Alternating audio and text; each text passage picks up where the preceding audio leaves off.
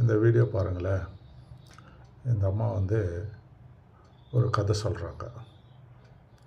ஒரு கற்பனை தானே, கதைனாலே கற்பனை தான்.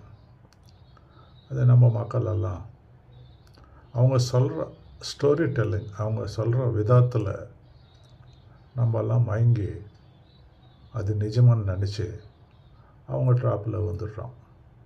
அவங்க நல்லா வாழ்ந்துட்டு இருக்காங்க. நல்லா வாழட்டும், எல்லோரும் நல்லா வாழட்டும், அதுதானே கான்செப்டு.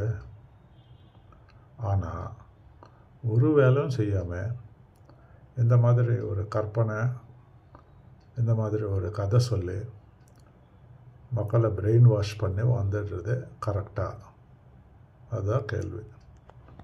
அதை பாருங்கள், கேளுங்க, முடிவு என்னான்னு காமெண்ட் பண்ணுங்கள்.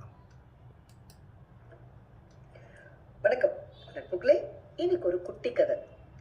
ஒரு தடவை கால்பந்து கடவுளை பார்த்து இப்படி ஒரு கேள்வி கேட்டுச்சான்.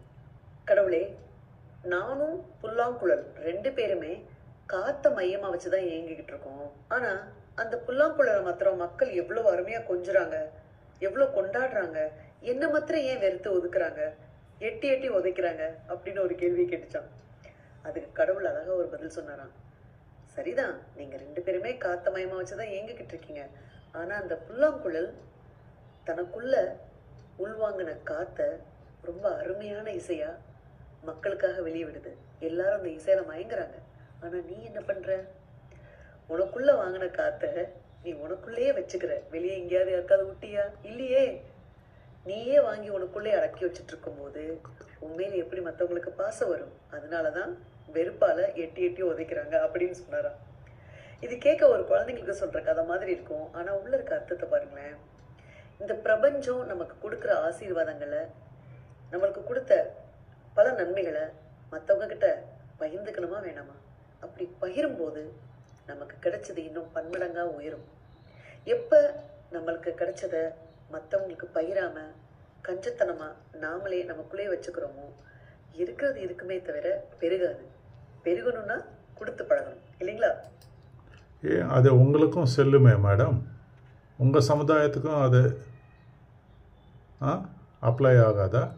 ஆகும் இல்லை? நீங்கள் பகிர்ந்துக்கிறீங்களா ஏதாவது? இல்லையே.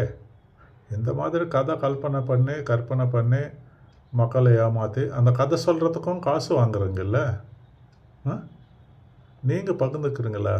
இல்லையே. மக்களை சிந்தனை பண்ணி பாருங்கள். இந்த ட்ராப்பில் எல்லாம்